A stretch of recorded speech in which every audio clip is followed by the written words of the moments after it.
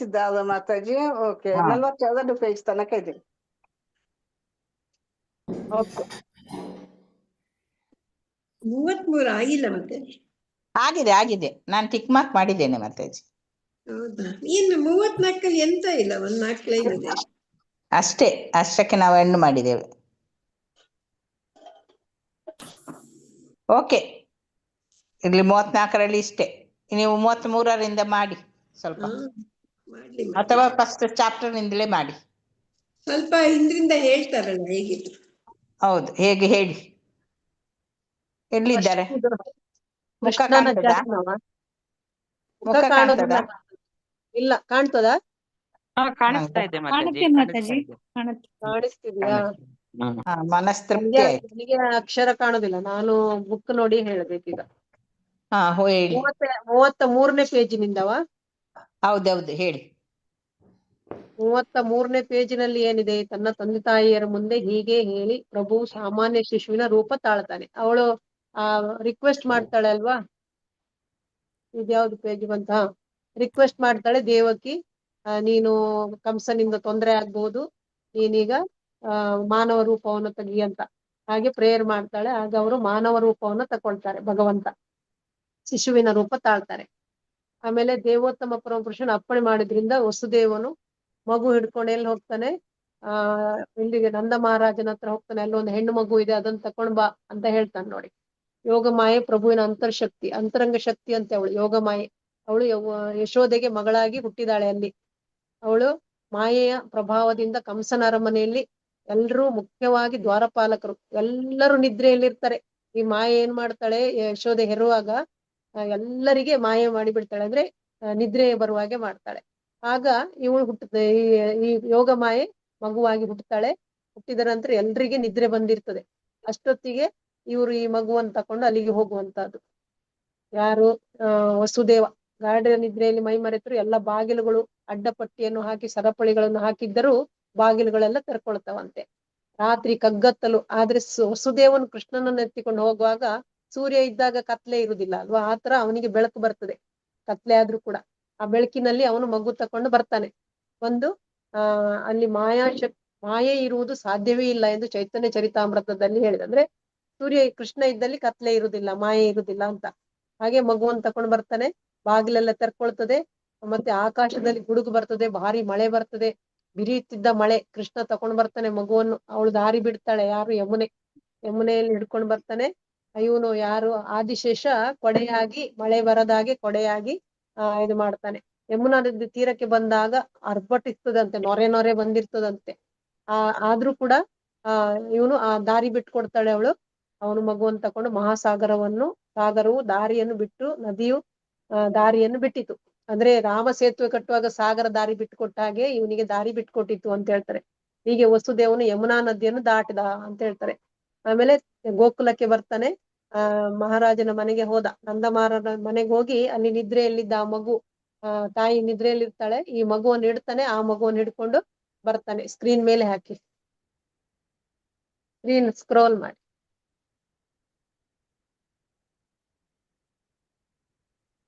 ಮಗುವನ್ನು ತಕೊಂಡು ಬರ್ತಾನೆ. ಯಶೋದೆ ಹೆತ್ತ ಮಗು, ತಾನು ಮಗುವೊಂದು ಹೆತ್ತೆ ಅಂತ ಅವಳಿಗೆ ಗೊತ್ತಿದೆ. ಆದ್ರೆ ಅದು ಹೆಣ್ಣ ಗಂಡ ಅನ್ನೋದು ಗೊತ್ತಿಲ್ಲ. ಅಂದ್ರೆ ಎಲ್ಲ ಅಲ್ಲಿ ನಿದ್ರೆಗೆ ಜಾರ್ತಾರೆ. ರೋಹಿಣಿ ಕೂಡ ಇರ್ತಾಳೆ, ಹೆರಿಗೆ ಮಾಡುವವಳು ಇರ್ತಾಳೆ. ಇಡೀ ಊರೇ ಮಥುರಾ ಪಟ್ಟಣವೇ ನಿದ್ರೆಯಲ್ಲಿ ಇರ್ತದೆ. ಯಾರಿಗೂ ಗೊತ್ತಿರುವುದಿಲ್ಲ ಗಾಢ ನಿದ್ರೆ. ಇದು ಯೋಗಮಾಯ ಒಂದು ಪ್ರಭಾವದಿಂದ. ಆದ್ರೆ ಹೆರಿಗೆ ಶ್ರಮದಿಂದ ಆಕೆಗೆ ಬಹಳ ಆಯಾಸವಾಗಿತ್ತು, ಗಾಢ ನಿದ್ರೆ ಬಂದಿತ್ತು. ಎಚ್ಚರಿಕೆ ಆದಾಗ ಹೆತ್ತದ್ದು ಗಂಡು ಮಗುವನ್ನು, ಹೆಣ್ಣು ಮಗು ಅನ್ನೋದು ಅವಳಿಗೆ ಗೊತ್ತಿರ್ಲಿಲ್ಲ, ನೆನಪಿಲ್ಲ. ಇಲ್ಲಿ ಗಂಡು ಮಗು ಇರ್ತದೆ. ಇದು 3ನೇ ಅಧ್ಯಾಯ. ಕೃಷ್ಣನ ಜನನ. ಮಗುವನ್ನು ತಕೊಂಡೋಗಿ ಯಶೋದೆ ಮಡಿಲಲ್ಲಿ ಇಡ್ತಾನೆ. ಈಗ ಕಂಸನದು ಸ್ಟಾರ್ಟ್ ಆಗ್ತದೆ, ಹಿಂಸಾಚಾರ. ಕಂಸ ಏನ್ ಮಾಡ್ತಾನೆ? ವಸುದೇವನು ಎಲ್ಲಾ ಬಾಗಿಲುಗಳನ್ನು ಭದ್ರಪಡಿಸಿದ ನಂತರ ದ್ವಾರಪಾಲಕರು ಎಚ್ಚೆತ್ಕೊಂಡಾರಂತೆ. ಅಂದ್ರೆ ವಸುದೇವ ಮಗುವನ್ನು ಅಲ್ಲಿ ಹಿಡ್ಕೊಂಡ್ ಬರ್ತಾನೆ, ಹೆಣ್ಣು ಮಗು. ಈ ಮಗುವನ್ನು ಇಡ್ತಾನೆ.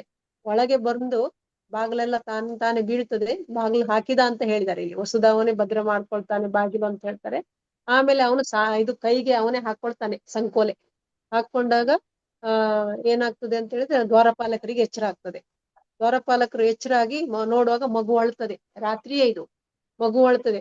ಇವ್ರು ಕಾಯ್ತಾ ಇರ್ತಾರೆ ಯಾವಾಗ ಕಂಸನಿಗೆ ಹೇಳಿ ಅಂತ. ಆ ಕಂಸ ಕೂಡ ಕಾಯ್ತಾ ಇರ್ತಾನೆ, ನನ್ನ ಸಾವು ಹತ್ರ ಬಂದಿದೆ, ಯಾವಾಗ ಈ ಮಗು ಜನನ ಆಗ್ತದೆ ಅನ್ನೋದು ಅವನಿಗೆ ಭಯ ಅಲ್ವಾ. ಆ ಕ್ರೂರ ಸಾವು ಈಗ ತನಗೆ ಹುಟ್ಟಿದೆ ಅಂತ ಹೇಳ್ಕೊಂಡು ಅವನಿಗೆ ಭಯ ಆಗ್ತದೆ. ಇವ್ರು ಬಂದು ಹೇಳ್ತಾರೆ ಮಗು ಹುಟ್ಟಿದೆ, ಮಗು ಅಳ್ತಾ ಇದೆ ಅಂತ.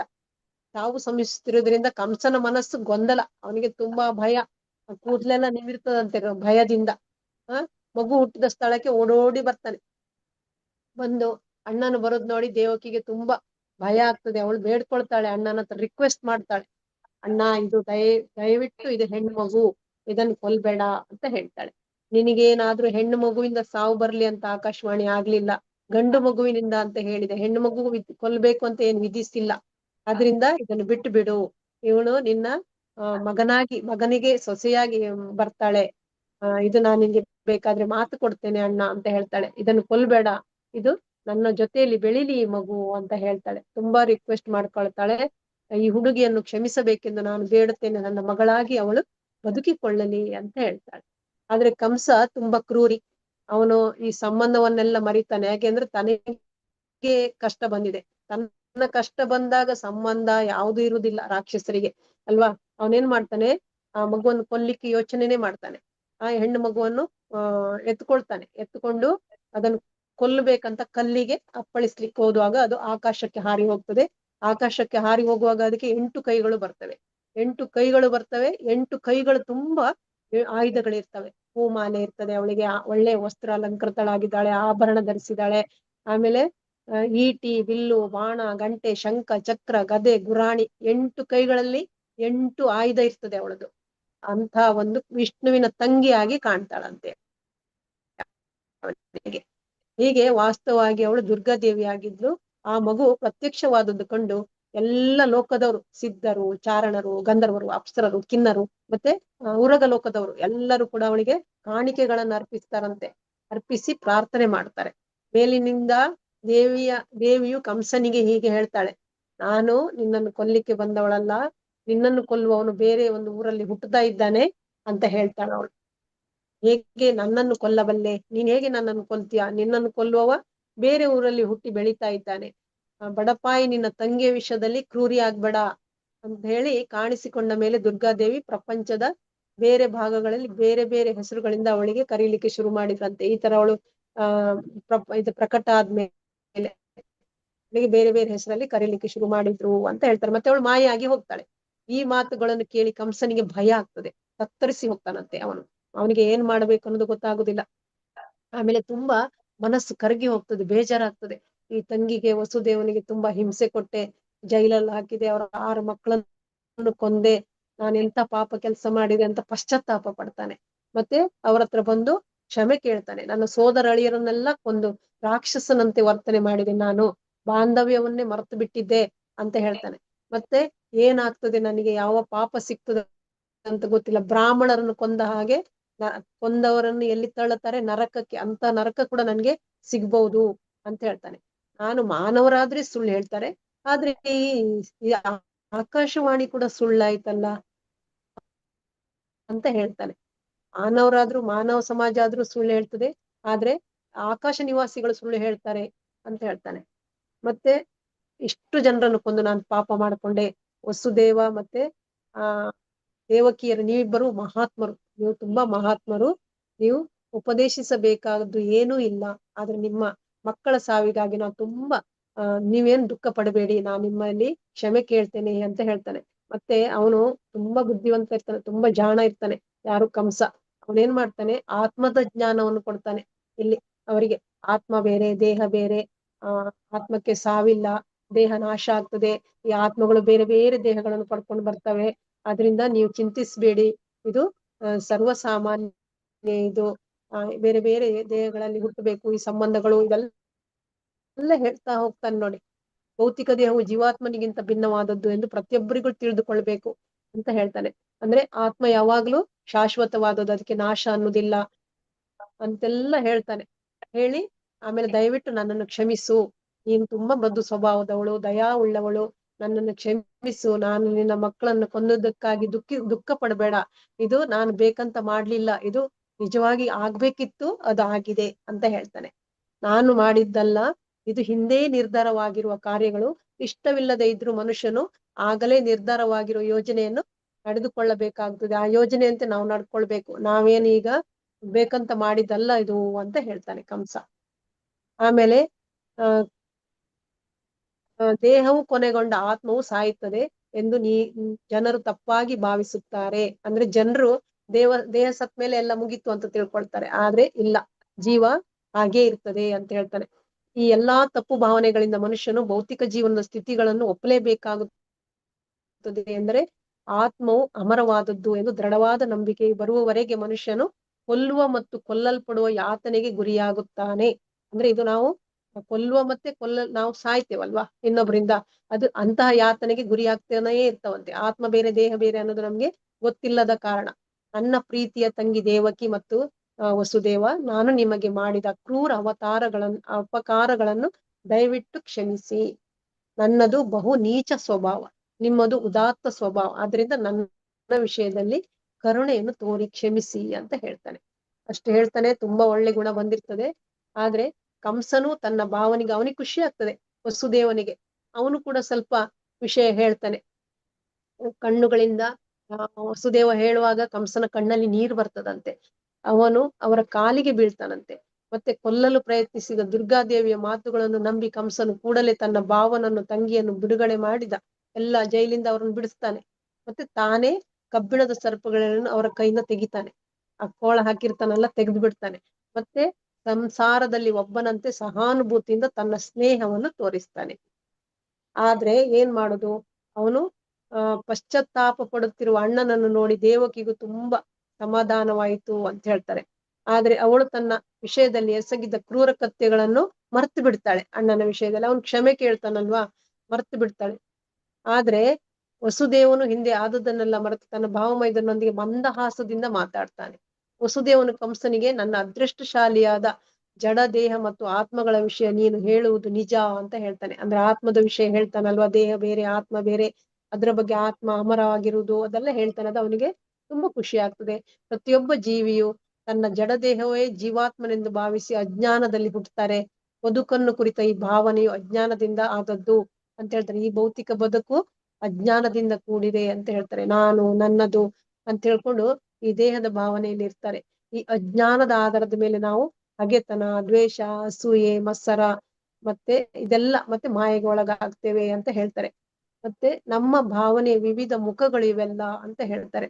ಇಂತಹ ಪ್ರಭಾವಕ್ಕೆ ವಶನಾದವನು ಭೌತಿಕ ದೇಹದ ಕಾರಣದಿಂದಲೇ ಹಗೆತನದಲ್ಲಿ ತೊಡಗುತ್ತಾನೆ. ಅಂದ್ರೆ ದೇಹದ ಭಾವನೆಯಲ್ಲಿದ್ದು ತುಂಬಾ ಕೆಟ್ಟ ಕೆಲಸಗಳನ್ನೆಲ್ಲ ಮಾಡ್ತಾನೆ.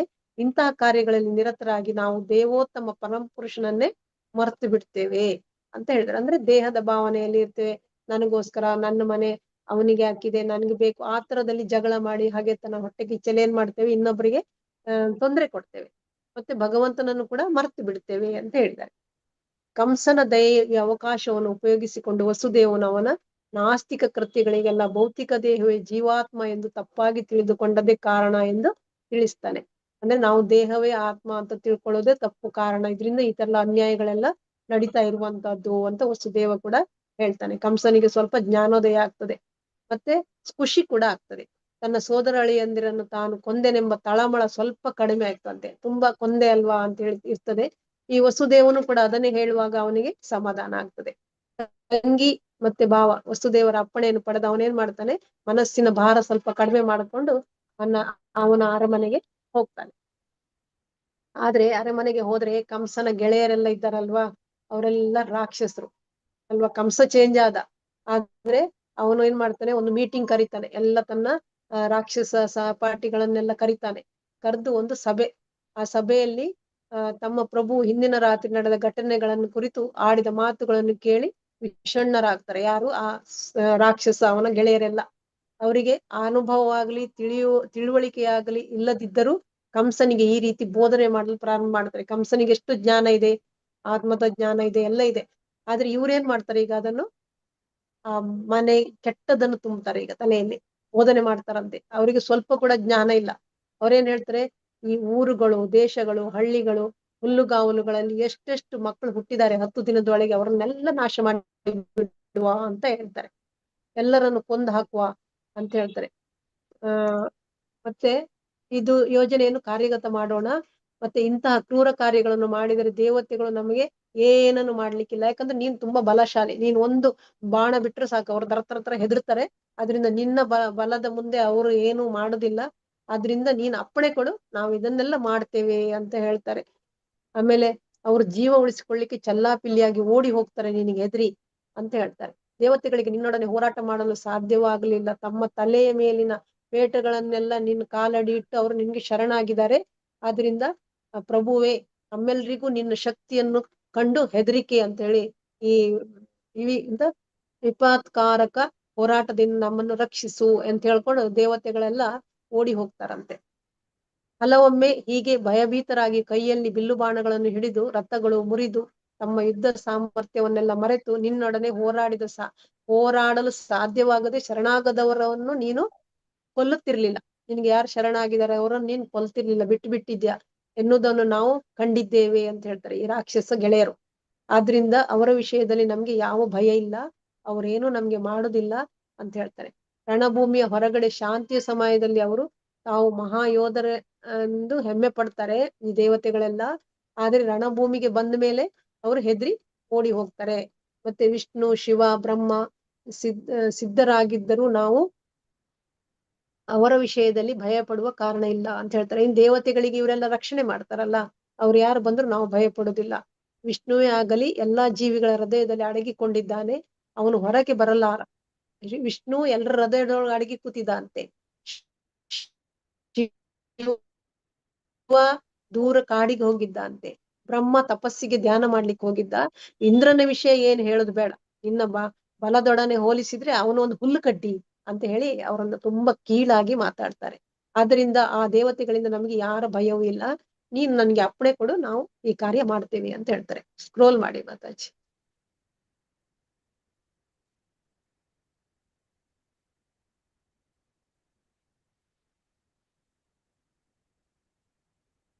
ಆಮೇಲೆ ರಾಕ್ಷಸರು ಹೀಗೆ ಹೇಳ್ತಾರೆ, ನಾವು ಮಾಡ್ತೇವೆ ಈ ಕೆಲಸ ಎಲ್ಲ. ದೇಹದಲ್ಲಿ ಕಾಯಿಲೆ ಇದ್ರೆ ಅದನ್ನು ಅಲಕ್ಷ್ಯ ಮಾಡಿದ್ರೆ ಏನಾಗ್ತದೆ, ಅದು ಜಾಸ್ತಿ ಆಗ್ತದೆ. ಹಾಗೆ ನಮ್ಮ ಇಂದ್ರಿಯಗಳಿದೆ ಅಲ್ಲ, ಅದನ್ನು ಈಗಲೇ ನಾವು ಕಂಟ್ರೋಲ್ ಮಾಡಬೇಕು, ಇಲ್ಲದಿದ್ರೆ ಅದು ಮತ್ತೆ ಕಂಟ್ರೋಲಿಗೆ ಬರ್ಲಿಕ್ಕೆ ಸಾಧ್ಯ ಇಲ್ಲ. ಆದುದರಿಂದ ದೇವತೆಗಳು ನಾವು ಮಣಿಸ್ಬೇಕು ಅವರನ್ನು ಈಗಲೇ, ಅವರ ಶಕ್ತಿಯನ್ನು ನಾವು ಈಗ ಮೊದಲೇ ನಾವು ಎಚ್ಚರದಿಂದ ಇರಬೇಕು ಅವರ ಬಗ್ಗೆ ಅಂತ ಹೇಳ್ತಾರೆ, ದೇವತೆಗಳ ಬಗ್ಗೆ. ಅಂದ್ರೆ ಇಂದ್ರಿಯಗಳನ್ನು ನಾವು ಈಗಲೇ ಕಂಟ್ರೋಲ್ ಮಾಡದಿದ್ರೆ ಮತ್ತೆ ನಮ್ ಕಂಟ್ರೋಲಿಗೆ ಬರೋದಿಲ್ಲ. ಹಾಗೆ ದೇವತೆಗಳನ್ನು ನಾವು ಈಗಲೇ ಕಂಟ್ರೋಲ್ ಮಾಡಬೇಕು ಅಂತ ಹೇಳುವಂತದ್ದು. ನಾವು ಮಣಿಸಲು ಸಾಧ್ಯವಾದಷ್ಟು ಶಕ್ತಿವಂತರಾಗುವ ಮೊದಲೇ ಅವರು ದೇವತೆಗಳು ಶಕ್ತಿವಂತರಾಗುವ ಮೊದಲೇ ನಾವು ಎಚ್ಚರ ಇರ್ಬೇಕು. ದೇವತೆಗಳ ಶಕ್ತಿಗೆ ವಿಷ್ಣುವೇ ಆಧಾರ ಅಂತ ಹೇಳ್ತಾರೆ. ಮತ್ತೆ ಈ ಬ್ರಾಹ್ಮಣರು, ಋಷಿಮುನಿಗಳು, ವೇದಗಳು, ತಪಸ್ಸು, ಮತ್ತೆ ಏನು ಯಜ್ಞ, ಗೋವುಗಳು ಏನೆಲ್ಲ ಇದೆ ಅಲ್ವಾ, ಇದೆಲ್ಲ ಭಗವಂತನ ಅಂಗಗಳು ಅಂತ ಹೇಳ್ತಾರೆ. ಅದರಿಂದ ಅವರನ್ನೇ ನಾವು ನಾಶ ಮಾಡೋಣ ಅಂತ ಇವರು ಶುರು ಮಾಡ್ತಾರೆ. ಯಜ್ಞ ವಿಧಿಗಳು ಇದೆಲ್ಲ ನೋಡಿ, ಭಗವಂತ ಪ್ರಸನ್ನ ಆಗುವುದು ಇದರಿಂದ, ಅವ್ರು ಪ್ರಸನ್ನಗೊಳಿಸ್ತಾರೆ ಅವರನ್ನ. ಋಷಿ ಮುನಿಗಳನ್ನು, ಬ್ರಾಹ್ಮಣರನ್ನು, ಗೋವುಗಳನ್ನು ಎಲ್ಲ ನಾವು ಕೊಂದು ಬಿಡೋಣ ಅಂತ ಹೇಳ್ತಾರೆ. ಬೆಣ್ಣೆ ಕೊಡ್ತಾರೆ, ಯಜ್ಞಾಗದಿ ಮಾಡ್ಲಿಕ್ಕೆ ಗೋವುಗಳು ಬೆಣ್ಣೆ ಕೊಡ್ತವೆ. ಈ ಎಲ್ಲರನ್ನು ಕೊಲ್ಲಲು ದಯವಿಟ್ಟು ನನಗೆ ಅಪ್ಪಣೆ ಕೊಡಿ ಅಂತ ಹೇಳ್ತಾರೆ. ವಾಸ್ತವವಾಗಿ ಬ್ರಾಹ್ಮಣರು, ಗೋವುಗಳು ವೈದಿಕ ಜ್ಞಾನ, ತಪಸ್ಸು, ಸತ್ಯನಿಷ್ಠೆ, ಇಂದ್ರಿಯ ಮತ್ತು ಮನಸ್ಸುಗಳ ನಿಯಂತ್ರಣ, ನಿಷ್ಠೆ, ದಾನ, ಸಹನೆ, ಯಜ್ಞಗಳ ಆಚರಣೆಯು ವಿಷ್ಣುವಿನ ದಿವ್ಯ ಶರೀರದ ಅಂಗಗಳಂತೆ ಇವೆಲ್ಲ. ಇವರನ್ನೆಲ್ಲ ನಾಶ ಮಾಡಿದ್ರೆ ವಿಷ್ಣುವೇ ನಾಶ ಆಗ್ತಾನೆ ಅಂತ ಹೇಳುದು. ವಿಷ್ಣುವನ್ನು ಕೊಲ್ಲುವುದೆಂದರೆ ಮಹರ್ಷಿಗಳಿಗೂ ಬ್ರಾಹ್ಮಣರಿಗೂ ಹಿಂಸೆ ಕೊಡುವುದೇ ಎಂದು ಮಂತ್ರಿಗಳು ಹೇಳಿದರು. ಯಾವ ಮಂತ್ರಿ? ರಾಕ್ಷಸನ ಮಂತ್ರಿ. ಈ ರಾಕ್ಷಸ ಮಂತ್ರಿಗಳು ಈ ರೀತಿ ಸಲಹೆಯನ್ನು ನೀಡಿದಾಗ ಮೊದಲಿನಿಂದಲೂ ಅತ್ಯಂತ ನೀಚನಾಗಿದ್ದ ಕಂಸ, ಅವನಿಗೆ ಖುಷಿ ಆಗ್ತದೆ. ಮೊದಲೇ ನೀಚ, ಅವನೇನ್ ಮಾಡ್ತಾನೆ, ಸರ್ವಭಕ್ಷಕ ಅನಂತ ಕಾಲದ ಸರಪಳಿಗಳಲ್ಲಿ ಸಿಕ್ಕಿಕೊಂಡು, ಅಂದ್ರೆ ಅನಂತ ಕಾಲನಾಗಿ ಬರ್ತಾನೆ ಯಾರು? ಭಗವಂತ. ಅಂತಹ ಭಗವಂತನ ಆ ಕಾಲನ ಬಾಯಲ್ಲಿ ಸಿಕ್ಕೊಳ್ತಾನೆ, ಸರಪಳಿಯಲ್ಲಿ ಸಿಕ್ಕಿ ಹಾಕೊಳ್ತಾನೆ. ಯಾರು? ಈ ಕಂಸ. ಬ್ರಾಹ್ಮಣರಿಗೂ ವೈಷ್ಣವರಿಗೂ ಹಿಂಸೆ ಕೊಡಲು ತೀರ್ಮಾನಿಸ್ತಾನೆ. ಎಲ್ಲಾ ಸಜ್ಜನರನ್ನು ಹಿಂಸಿಸುವಂತೆ ರಾಕ್ಷಸರಿಗೆ ಅಪ್ಪಣೆ ಮಾಡಿ ತನ್ನ ಮನೆಯನ್ನು ಪ್ರವೇಶ ಮಾಡ್ತಾನೆ. ಎಲ್ಲರಿಗೂ ನೀವು ಹಿಂಸೆ ಕೊಡಿ ಅಂತ ಹೇಳ್ತಾನೆ. ಕಂಸನ ಹಿಂಸಾಚಾರಕ್ಕೆಲ್ಲ ರಾಜಸ ಮತ್ತು ತಾಮಸ ಗುಣಿಗಳಿಗೆ ಒಳಗಾದವರು ಸಜ್ಜನರೊಂದಿಗೆ ದ್ವೇಷ ಸಾಧಿಸುವುದೊಂದೇ ಅವರ ಕೆಲಸ. ಈ ರಾಕ್ಷಸರೆಲ್ಲ ಏನ್ ಮಾಡ್ತಾರೆ, ಒಳ್ಳೆಯವರನ್ನು ನಾಶ ಮಾಡ್ಲಿಕ್ಕೆ ಶುರು ಮಾಡ್ತಾರೆ. ತಮ್ಮ ಕಾರ್ಯಗಳು, ಈ ಎಲ್ಲ ಕೆಲಸದಿಂದ ಅವರ ಆಯುಸ್ಸು ಕಡಿಮೆ ಆಗ್ತಾ ಹೋಗ್ತದಂತೆ ಅಂತ ಹೇಳ್ತಾರೆ. ಅವರು ಪ್ರಕ್ರಿಯೆಯನ್ನು ಇನ್ನೂ ಚುರುಕುಗೊಳಿಸಿ ತಮಗೆ ಶೀಘ್ರವಾಗಿ ಸಾವು ಬರುವಂತೆ ಅದನ್ನು ಆಹ್ವಾನಿಸ್ತಾರೆ. ಅಂದ್ರೆ ಈ ಬ್ರಾಹ್ಮಣರು ಋಷಿ ಮುನಿಗಳು ಇವರೆಲ್ಲ ಕೃಷ್ಣನ ಭಕ್ತರು. ಅವರನ್ನೆಲ್ಲ ನಾಶ ಮಾಡಿದ್ರೆ ಇವರಿಗೆ ಶೀಘ್ರ ಸಾವು, ವಿಷ್ಣು ಏನ್ ಬಿಡ್ತಾನೆ, ಅವರನ್ನು ನಾಶ ಮಾಡಿ ಬಿಡ್ತಾನೆ. ಸಜ್ಜನರನ್ನು ಹಿಂಸಿಸುವುದರ ಪರಿಣಾಮ ಅಕಾಲ ಮೃತ್ಯುವಷ್ಟೇ ಅಲ್ಲ, ಇದು ಎಂತಹ ಹೇಯ ಕೃತ್ಯವೆಂದರೆ ಅದನ್ನು ಮಾಡುವವನು ಕ್ರಮೇಣ ತನ್ನ ಸೌಂದರ್ಯವನ್ನು, ಯಶಸ್ಸನ್ನು, ಧಾರ್ಮಿಕ ತತ್ವಗಳನ್ನು ಕಳೆದುಕೊಳ್ತಾನೆ ಅಂತ ಹೇಳಿದ್ದಾರೆ. ಅವನು ಉನ್ನತ ಲೋಕಗಳಿಗೆ ಏರುವುದು ಅಡ್ಡಿಯಾಗ್ತದೆ. ಅವನಿಗೆ ಆ ಸ್ವರ್ಗಲೋಕ ಅಥವಾ ಜನಲೋಕ, ತಪಲೋಕ ಎಲ್ಲಿಗೆ ಹೋಗ್ಲಿಕ್ಕೂ ಆಗುದಿಲ್ಲ. ಬಗೆ ಬಗೆಯ ಮಾನಸಿಕ ಭ್ರಮೆಗಳಿಂದ ಪ್ರೇರಿತರಾಗಿ ರಾಕ್ಷಸರು ಎಲ್ಲಾ ಕಲ್ಯಾಣವನ್ನು ಕುಂಠಿತಗೊಳಿಸುತ್ತಾರೆ. ಭಕ್ತರು ಮತ್ತು ಬ್ರಾಹ್ಮಣರ ಚರಣಕಮಲಗಳಿಗೆ ಮಾಡಿದ ಅಪರಾಧವು ದೇವೋತ್ತಮ ಪರಮಪುರುಷನ ಚರಣಕಮಲಗಳಲ್ಲಿ ಮಾಡಿದ ಅಪರಾಧಕ್ಕಿಂತಲೂ ದೊಡ್ಡದು ಅಂತ ಹೇಳ್ತಾರೆ. ಬ್ರಾಹ್ಮಣರಿಗೆ ಮತ್ತೆ ಋಷಿ ಮುನಿಗಳಿಗೆ, ನಾವು ಗೋವುಗಳಿಗೆ ಅಪರಾಧ ಮಾಡಿದ್ರೆ ಭಗವಂತನ ಪಾದಕಮಲಗಳಲ್ಲಿ ಮಾಡಿದ ಅಪರಾಧಕ್ಕಿಂತ ದೊಡ್ಡ ತಪ್ಪು ಅಂತ ಹೇಳ್ತಾರೆ. ಹೀಗೆ ನಾಸ್ತಿಕರ ನಾಗರಿಕತೆ ಎಲ್ಲ ಅನರ್ಥಗಳಿಗೆ ಮೂಲವಾಗುತ್ತದೆ ಅಂತ ಹೇಳಿದ್ದಾರೆ. ಹಿಂಸಾಚಾರ, ಕಂಸನ ಹಿಂಸಾಚಾರ ಎನ್ನುವ 4ನೇ ಅಧ್ಯಾಯದ ಭಕ್ತಿ ವೇದಾಂತ ಭಾವಾರ್ಥವು ಇಲ್ಲಿಗೆ ಮುಗಿಯಿತು. ಇನ್ನು ನಂದ ಮತ್ತು ವಸುದೇವನ ಸಮಾಗಮ, ಅವ್ರು ಭೇಟಿ ಆಗ್ತಾರೆ, ಗೆಳೆಯರವರಿಬ್ರು ನಂದ ಮತ್ತೆ ವಸುದೇವ. ಕೃಷ್ಣನು ವಾಸ್ತವವಾಗಿ ದೇವಕಿ ಮತ್ತು ವಸುದೇವರ ಮಗನಾದರೂ ಕಂಸನ ಕ್ರೂರ ಕಾರ್ಯಗಳಿಂದಾಗಿ ವಸುದೇವನ ಮಗನ ಜನ್ಮದ ಸಂತೋಷವನ್ನು ಅನುಭವಿಸಲು ಸಾಧ್ಯವಾಗಲೇ ಇಲ್ಲ ಅಂತ ಹೇಳ್ತಾರೆ. ಅಂದ್ರೆ ವಸುದೇವನಿಗೆ ಈ ಕಂಸನ ಒಂದು ಉಪದ್ರದಿಂದ ಮಗನ ಬರ್ತ್ಡೇ ಆಚರಿಸ್ಲಿಕ್ಕೆ ಆಗ್ಲಿಲ್ಲ ಅಂತ ಬೇಜಾರಾಗ್ತದೆ. ಯಾರಿಗೆ? ವಸುದೇವನಿಗೆ. ಅವನು ಸಹ ಮನಸ್ಸಿನಿಂದಲೇ ಎಷ್ಟೋ ಗೋವುಗಳನ್ನೆಲ್ಲ ದಾನ ಮಾಡ್ತಾನಂತೆ ವಸುದೇವ, ಮಾನಸಿಕವಾಗಿ ಮಾಡ್ತಾನಂತೆ. ಹಾಗೆ ಇಲ್ಲಿ ನಂದ ಮಹಾರಾಜ ಆ ಕೃಷ್ಣನ ಹುಟ್ಟು ಹಬ್ಬವನ್ನು ಆಚರಿಸ್ತಾನೆ, ಜನನವನ್ನು ಉತ್ಸವವಾಗಿ ಆಚರಿಸಿದ. ಯಶೋದೆಯು ಒಂದು ಗಂಡು ಮಗುವನ್ನು ಹೆತ್ತಳು ಎಂದು ಮರುದಿನ ಪ್ರಕಟವಾಯಿತು. ಜನನದ ಹಬ್ಬವನ್ನು ಆಚರಿಸಲು ನಂದ ಮಹಾರಾಜನು ವಿದ್ವಾಂಸರಾದ ಜೋಯಿಸರನ್ನು, ಬ್ರಾಹ್ಮಣರನ್ನು ಆಹ್ವಾನಿಸ್ತಾನೆ. ಅಂದ್ರೆ ಅವರಿಗೆ ಇದು ಹುಟ್ಟಿದ ದಿನ ಆಚರಣೆ ಮಾಡ್ಲಿಕ್ಕೆ ಎಲ್ಲರನ್ನು ಕರೀತಾನೆ. ಮತ್ತೆ ಮಗುವಿಗೆ ಹೆಸರೆಲ್ಲ ಇಡ್ಬೇಕಲ್ಲ.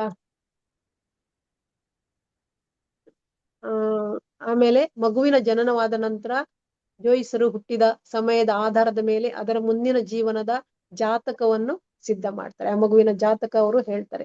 ಮಗು ಹುಟ್ಟಿದ ನಂತರ ಇನ್ನೊಂದು ವಿದ್ಯುಕ್ತ ಕಾರ್ಯವು ನಡೆಯುತ್ತದೆ.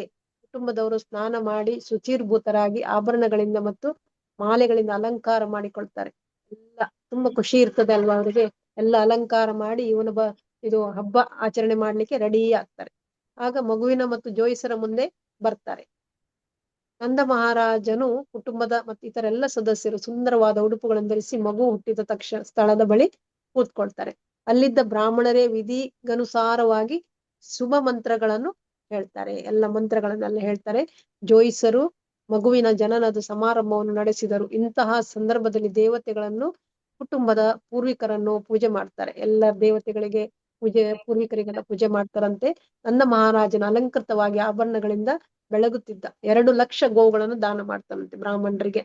ಅವನು ಗೋವುಗಳನ್ನು ದಾನ ಮಾಡುವುದಲ್ಲದೆ ಜರತಾರಿ ಅಂಚಿನ ಉಡುಪುಗಳು, ಹಲವು ಆಭರಣಗಳು, ರಾಶಿ ರಾಶಿ ಧಾನ್ಯಗಳನ್ನು ಕೂಡ ಕೃಷ್ಣ ಹುಟ್ಟಿದ ಅಂತ ಹೇಳ್ಕೊಂಡು ಸಂತೋಷದಲ್ಲಿ ದಾನ ಮಾಡ್ತಾನೆ. ನಂದ ಮಹಾರಾಜನಿಗೆ 9 ಲಕ್ಷ ಹಸುಗಳಿರ್ತಾರೆ. ಅದ್ರಲ್ಲಿ 2 ಲಕ್ಷ ಹಸುಗಳನ್ನು ಬ್ರಾಹ್ಮಣರಿಗೆ ಕೊಡ್ತಾನೆ. ಭೌತಿಕ ಜಗತ್ತಿನಲ್ಲಿ ನಾವು ಅನೇಕ ರೀತಿಗಳಲ್ಲಿ ಸಂಪತ್ತನ್ನು ಸಂಪಾದಿಸುತ್ತೇವೆ, ಆದರೆ ಹಲವೊಮ್ಮೆ ಪ್ರಾಮಾಣಿಕವಲ್ಲದ ಮತ್ತು ಧಾರ್ಮಿಕವಲ್ಲದ ರೀತಿಗಳಿಂದ ಅಲ್ಲ ಅಂತ ಹೇಳ್ತಾರೆ. ಅಂದ್ರೆ ಪ್ರಾಮಾಣಿಕ ಮತ್ತೆ ಧಾರ್ಮಿಕ ಅಲ್ಲದ ರೀತಿಗಳಲ್ಲಿ ನಾವು ಸಂಪಾದಿಸಬಾರದು. ಏಕೆಂದರೆ ಸಂಪತ್ತಿನ ಸಂಪಾದನೆಯ ಸಂಭಾವನೆ ಹಾಗೆ. ವೇದಗಳ ಆದೇಶಗಳ ಪ್ರಕಾರ ಬ್ರಾಹ್ಮಣರಿಗೆ ಹಸುಗಳನ್ನು, ಚಿನ್ನವನ್ನು ದಾನ ಮಾಡುವುದರ ಮೂಲಕ ಇಂತಹ ಸಂಪತ್ತನ್ನು ಪರಿಶುದ್ಧಗೊಳಿಸಬೇಕು. ಅಂದ್ರೆ ನಾವು ಸಂಪತ್ತನ್ನೆಲ್ಲ ಗಳಿಸಿದ್ರೆ ಅವರಿಗೆ ದಾನ ಮಾಡೋದ್ರ ಮೂಲಕ ಅದು ಪರಿಶುದ್ಧ ಆಗ್ತದೆ ಅಂತ ಹೇಳ್ತಾರೆ. ಚಿನ್ನವನ್ನು ದಾನ ಮಾಡುವುದರ ಮೂಲಕ ಇಂತಹ ಸಂಪತ್ತನ್ನು ಪರಿಶುದ್ಧಗೊಳಿಸಬೇಕು. ಬ್ರಾಹ್ಮಣರಿಗೆ ದಾನವನ್ನು, ಈ ಭೌತಿಕ ಜಗತ್ತಿನಲ್ಲಿ ನಾವು ಯಾವಾಗಲೂ ಅಶುದ್ಧ ಸ್ಥಿತಿಯಲ್ಲೇ ಬದುಕುತ್ತಿದ್ದೇವೆ. ಅಂದ್ರೆ ನಾವು ಏನೇ ಕೆಲಸ ಮಾಡ್ಲಿ, ಸಂಪತ್ತು ಗಳಿಸ್ಲಿ, ಅದೆಲ್ಲ ಧಾರ್ಮಿಕವಾಗಿ ಇರುವುದಿಲ್ಲ. ಅದಕ್ಕೆ ಇವರಿಗೆಲ್ಲ ದಾನ ಮಾಡೋದ್ರಿಂದ ಅದು ಪರಿಶುದ್ಧ ಆಗ್ತದೆ ಅಂತ ಹೇಳ್ತಾರೆ. ಆದುದರಿಂದ ನಮ್ಮ ಜೀವಿತಾವಧಿಯನ್ನು, ಸ್ವತ್ತನ್ನು, ನಮ್ಮನ್ನು ಪರಿಶುದ್ಧಗೊಳಿಸಿಕೊಳ್ಬೇಕು. ಪ್ರತಿನಿತ್ಯ ಸ್ನಾನ ಮಾಡೋದ್ರಿಂದ, ದೇಹವನ್ನು ಒಳಗು ಹೊರಗು ಶುದ್ಧ ಮಾಡೋದ್ರಿಂದ ಮತ್ತು 10 ಬಗೆಯ ಸಂಸ್ಕಾರಗಳು ಅನುಸರಿಸುವುದರ ಮೂಲಕ ಆಯಸ್ಸನ್ನು ಪರಿಶುದ್ಧಗೊಳಿಸಿಕೊಳ್ಬೇಕು ಅಂತ ಹೇಳಿದ್ದಾರೆ. ನಿಜವಾಗಿ 16 ಸಂಸ್ಕಾರ ಇದೆ, ಇಲ್ಲಿ 10 ಬಗೆ ಅಂತ ಹೇಳ್ತಿದ್ದಾರೆ. ತಪಸ್ಸು, ಭಗವಂತನ ಪೂಜೆ ಮತ್ತು ಆ 10 ಬಗೆಯ ಸಂಸ್ಕಾರ ಯಾವುದು ಗೊತ್ತಾ? ನಿಮ್ಗೆ ಹೇಳ್ತೇನೆ, ಆದ್ರೆ ತಪ್ಪ ಹೇಳಿಬಿಡ್ತೇನೆ. ಒಂದು ಗರ್ಭದಾನ ಸಂಸ್ಕಾರ. ಗರ್ಭದಾನ ಅಂತ ಹೇಳಿದ್ರೆ ಹೆರಿಗೆ ಆಗುವ ಮೊದಲು, ಗರ್ಭಿಣಿ ಆಗುವ ಮೊದಲು ಮಾಡುವ ಒಂದು ಕ್ರಿಯೆ. ಆಮೇಲೆ ಪುಂಸವನ ಅಂತ ಹೇಳ್ತಾರೆ, ಅಂದ್ರೆ ಮಗು ಗರ್ಭದಲ್ಲಿದ್ದಾಗ ಮಾಡುವಂತಹ ಒಂದು ವಿಧಿ. ಆಮೇಲೆ ಸೀಮಂತೋತ್ಸವ, ಇದು ಬಯಕೆ, ಅವಳು ಗರ್ಭಿಣಿ ಇರುವಾಗ ಅವಳಿಗೆ ಸೀಮಂತ ಮಾಡುವಂತದ್ದು. ನಾಮಕರಣ ಮಾಡ್ತಾರೆ ಮಗು ಹುಟ್ಟಿದ ನಂತರ. ಆಮೇಲೆ ನಿಷ್ಕ್ರಮಣ ಅಂತಾರೆ, ಮಗುವನ್ನು ಮೊದಲ ಬಾರಿ ಸೂರ್ಯನಿಗೆ ತೋರಿಸ್ತಾರಂತೆ, ಬೆಳಕಿಗೆ ತರ್ತಾರೆ. ಆಮೇಲೆ ಅನ್ನಪ್ರಾಶನ, ಮಗುವಿಗೆ ಅನ್ನ ಕೊಡುವಂತದ್ದು. ಆಮೇಲೆ ಚೂಡಾಕ್ರಮ, ಮಗುವಿನ ಚೌಲ ಮಾಡ್ತಾರಲ್ಲ, ಕೂದಲು ತೆಗೆಯುವಂತದ್ದು. ಆಮೇಲೆ ಕರ್ಣಭೇದ, ಕಿವಿ ಚುಚ್ಚುವಂತದ್ದು. ಆಮೇಲೆ ಉಪನಯನ ಮಾಡ್ತಾರೆ ಅಲ್ವಾ, ಉಪನಯನ ಬ್ರಹ್ಮೋಪದೇಶ. ಆಮೇಲೆ ಸಾವರ್ತನ ಅಂದ್ರೆ ವಿದ್ಯಾಭ್ಯಾಸ ಮುಗಿಸಿ ಅವನು ಬ್ರಹ್ಮಚಾರಿಯಾಗಿರ್ತಾನೆ, ವಿದ್ಯಾಭ್ಯಾಸ ಮುಗಿಸಿ ಮನೆಗೆ ಬರುವಂತಕ್ಕೆ ಸಾವರ್ತನ ಕರ್ಮ ಅಂತ ಹೇಳ್ತಾರಂತೆ. ಆಮೇಲೆ ವಿವಾಹ ಮಾಡ್ತಾರೆ, ಮದುವೆ, ವಿವಾಹ ಕರ್ಮ. ಆಮೇಲೆ ವಾಹನಪ್ರಸ್ಥ. ಆಮೇಲೆ ಮತ್ತೆ ಇರುವಂತದ್ದು ಉಳಿದದ್ದು 4-5, ಅದು ಇದು ಸತ್ತ ಮೇಲೆ ಮಾಡುವಂತ ವಿಧಿಗಳು. ಅದಕ್ಕೆ ಏನ್ ಹೇಳ್ತಾರೆ, ಅಂತ್ಯೋಷ್ಟಿ ಅಂತ ಹೇಳ್ತಾರೆ, ಮರಣದ ನಂತರ ಮಾಡುವಂತದ್ದು ಉಳಿದದ್ದು 14, 15, 16 ಎಲ್ಲ. ಹಾಗೆ ಹೀಗೆ 16 ವಿಧಿಗಳಿವೆ. ಪ್ರತಿಯೊಬ್ಬನು ಶೂದ್ರನೇ ಸಂಸ್ಕಾರಗಳನ್ನು ಒಪ್ಪಿಕೊಳ್ಳುವುದರಿಂದ ದ್ವಿಜನಾಗುತ್ತಾನೆ. ಅಂದ್ರೆ ಈ ಶೂದ್ರನಾದ್ರೂ ಕೂಡ ಅವನು ಏನ್ ಮಾಡ್ತಾನೆ, ಈ ಒಂದು ಸಂಸ್ಕಾರಗಳನ್ನು ಒಪ್ಪಿಕೊಳ್ಳೋದ್ರಿಂದ ಅವನು ದ್ವಿಜ ಅಂದ್ರೆ ಬ್ರಾಹ್ಮಣ, ದ್ವಿಜನಾಗ್ತಾನೆ. 2 ಸಲ ಹುಟ್ಟುದು ದ್ವಿಜರು ಅಂತ ಹೇಳ್ತಾರೆ. ಒಂದು ದ್ವಿಜ ಅಂದ್ರೆ ಉಪನಯನ ಆದ ಮೇಲೆ ಒಂದು ಜನನ, ಮತ್ತೆ ತಂದೆ ತಾಯಿಯಿಂದ ಒಂದು ಜನನ, 2 ಜನನ, ಅದು ದ್ವಿಜ ಅಂತ ಹೇಳ್ತಾರೆ. ಅಂದ್ರೆ 2 ಸಲ ಜನಿಸಿದವನು ಅಂತ ಅರ್ಥ.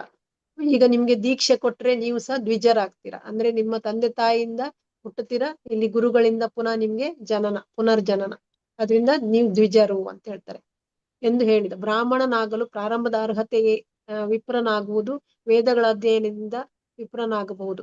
ಪರಿಪೂರ್ಣ ಸತ್ಯವನ್ನು ಅರ್ಥ ಮಾಡಿಕೊಂಡಾಗ ಅವನನ್ನು ಬ್ರಾಹ್ಮಣ ಎಂದು ಕರೆಯುತ್ತಾರೆ. ಬ್ರಾಹ್ಮಣ ವಂಶದಲ್ಲಿ ಹುಟ್ಟಿದ್ರೆ ಸಾಕಾಗುದಿಲ್ಲ, ಬ್ರಾಹ್ಮಣನಿಗಿರುವ 9 ಗುಣಗಳು ಕೂಡ ಇರ್ಬೇಕು. ಶಮ, ದಮ, ತಪ, ಶೌಚ, ಜ್ಞಾನ, ವಿಜ್ಞಾನ, ಆತಿಥ್ಯ, ಅದೆಲ್ಲ ಉಂಟಲ್ಲ, ಆ 9 ಗುಣಗಳು ಅವನಲ್ಲಿ ಇರ್ಬೇಕು.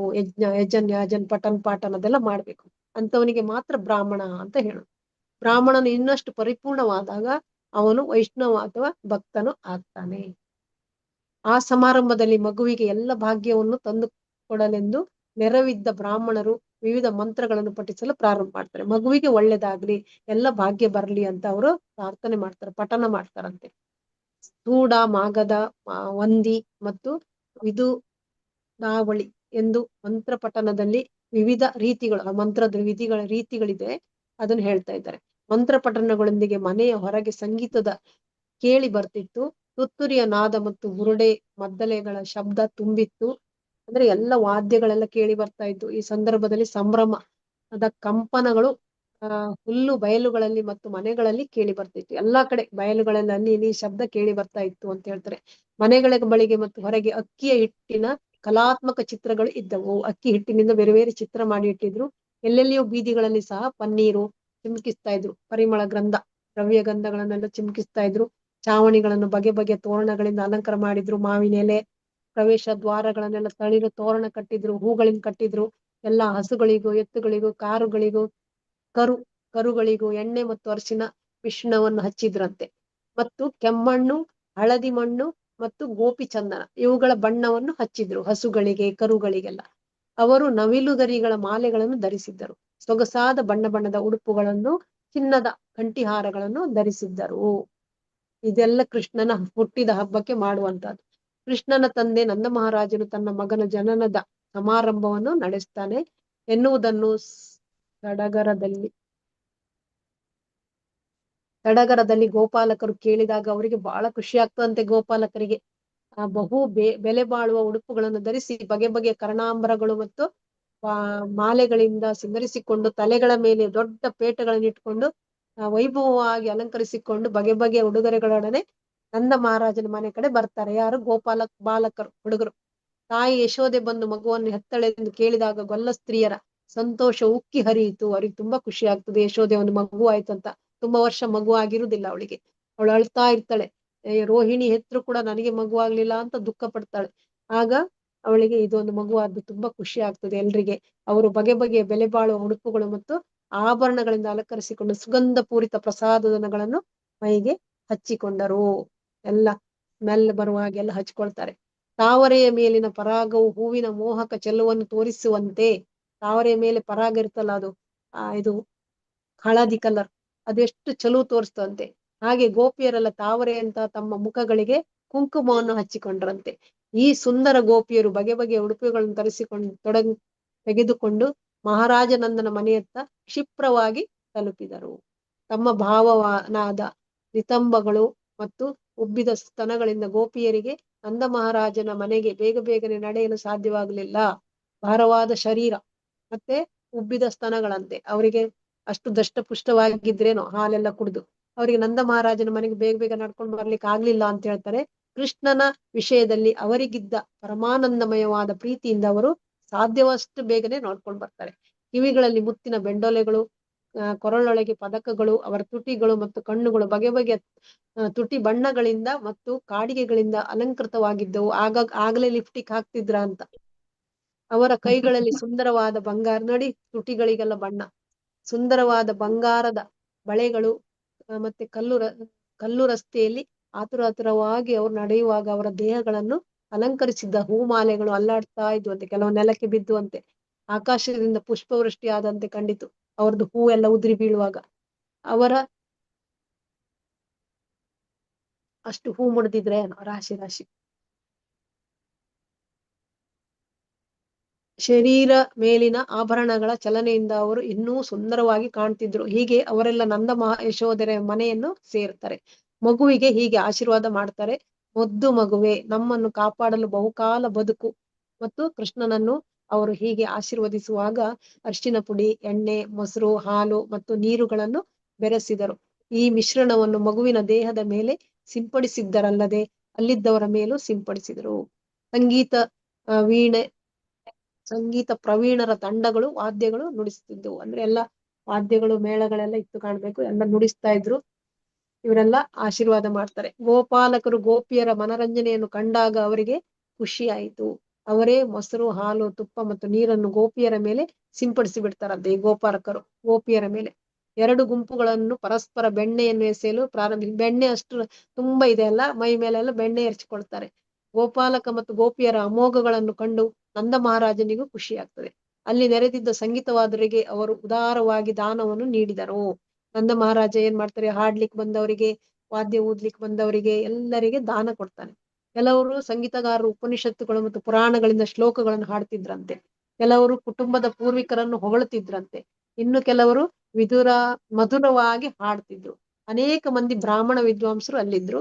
ಆ ಸಂದರ್ಭದಲ್ಲಿ ಬಹು ಸುಪ್ರೀತನಾದ ನಂದ ಮಹಾರಾಜನು ಅವರಿಗೆ ವಿವಿಧ ಉಡುಪುಗಳನ್ನು, ಒಡವೆಗಳನ್ನು, ಗೋವುಗಳನ್ನು ದಾನವಾಗಿ ಕೊಡ್ತಾನೆ. ಗೋವುಗಳ ಪಾಲನೆ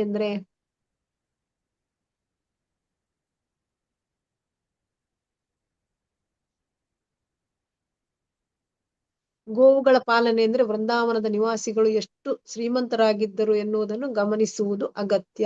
ಅಂದ್ರೆ ಎಷ್ಟು ಅವ್ರು ತುಂಬಾ ಶ್ರೀಮಂತರು. ನೋಡಿ, ಬೆಣ್ಣೆಗಳನ್ನ ಎರಚಿಕೊಳ್ತಾ ಇದ್ದಾರೆ, ಬಂಗಾರಗಳು ಅದು ಹಾಕೊಂಡಿದ್ದಾರೆ ಅಂದ್ರೆ ಶ್ರೀಮಂತರೇ ಅಲ್ವಾ. ಆಗ ಬೇಕಾದಷ್ಟು ಇತ್ತು. ಗೋಪಾಲಕರೆಲ್ಲ ವೈಷ್ಣವ ಪಂಥಕ್ಕೆ ಸೇರಿದವರು. ಗೋರಕ್ಷಣೆ ಮತ್ತು ಕೃಷಿ ಅವರ ಕೆಲಸ.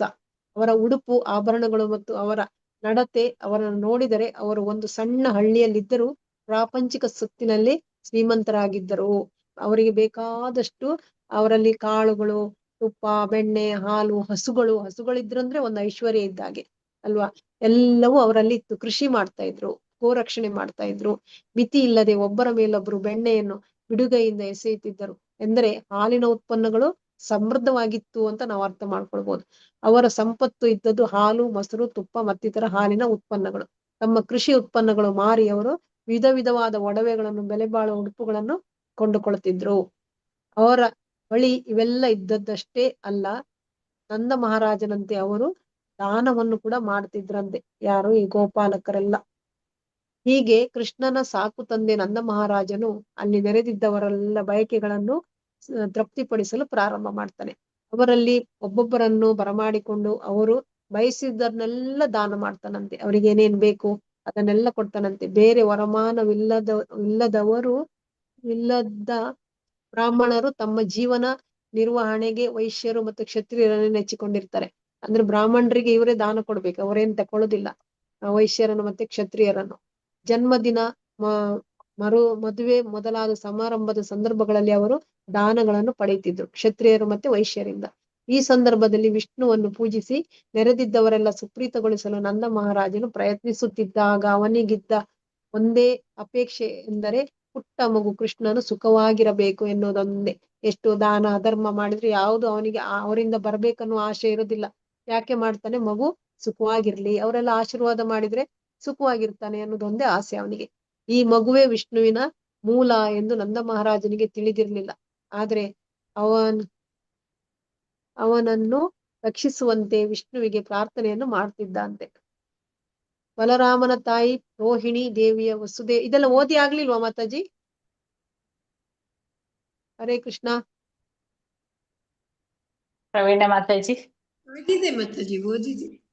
ಹೌದಾ? 44 ಪೇಜ್ ಕಂಪ್ಲೀಟ್ ಆಗಿದೆ ಮಾತಾಜಿ. ಇದು ಎಷ್ಟನೇ ಪೇಜ್ ಇದು? 44. 44. ಕೃಷ್ಣನ ಉತ್ಸವದ ಶ್ರೀಮಂತಿಕೆಯಿಂದ ಆ ಕಾಲದಲ್ಲಿ ಎಲ್ಲಾ ರೀತಿಗಳಲ್ಲಿ ವೃಂದಾವನವು ಬಹು ಶ್ರೀಮಂತವಾಗಿತ್ತು ಎನ್ನುವುದು ಸುಪುಷ್ಟ ಶ್ರೀಕೃಷ್ಣನು ಸ್ಪಷ್ಟ ಆಗ್ತದೆ ಅಂತ ಹೇಳ್ತಾರೆ. ಅಲ್ಲಿ ಕೃಷ್ಣನೇ ಇದ್ದ ಅಲ್ವಾ, ಮತ್ತೆ ಎಲ್ಲವೂ ಬೇಕಾದಷ್ಟು ಇತ್ತು. ಕೃಷ್ಣನು ನಂದ ಮಹಾರಾಜನ ಮತ್ತು ಯಶೋದೆಯ ಮಗನಾಗಿ ಜನಿಸಿದ್ದರಿಂದ ಸಂಪತ್ತಿನ ದೇವತೆ ವೃಂದಾವನದಲ್ಲಿ ತನ್ನ ಔದಾರ್ಯವನ್ನು ತೋರುವುದು ಅನಿವಾರ್ಯವಾಯಿತು. ಲಕ್ಷ್ಮಿ ಅವ್ರ ಜೊತೆನೆ ಇರ್ತಾಳೆ. ವೃಂದಾವನವು ಆಗಲೇ ಸಂಪತ್ತಿನ ದೇವತೆಯ ಲೀಲೆಗಳ ಆಡಂದೋಲನವಾದಂತೆ ಎಂತದು ಆಡಂದೋಲನವಾದಂತೆ ತೋರಿತು. ಜನ್ಮ ದಿನೋತ್ಸವದ ನಂತರ ನಂದ ಮಹಾರಾಜನು ಕಂಸನ ಸರ್ಕಾರಕ್ಕೆ ವಾರ್ಷಿಕ ಕಂದಾಯವನ್ನು ಕಟ್ಟಲು ಮಧುರೆಗೆ ಹೋಗಲು ನಿರ್ಧರಿಸಿದ. ಅವನು ಕಂಸನ ಕೆಳಗಿರುವಂತ ಸಾಮಂತ ಅರಸಾಗಿರ್ತಾನೆ. ಯಾರು? ನಂದ. ಅವನಿಗೆ ಅಲ್ಲಿ ಕಪ್ಪ ಕಾಣಿಕೆ ಕೊಡಬೇಕು.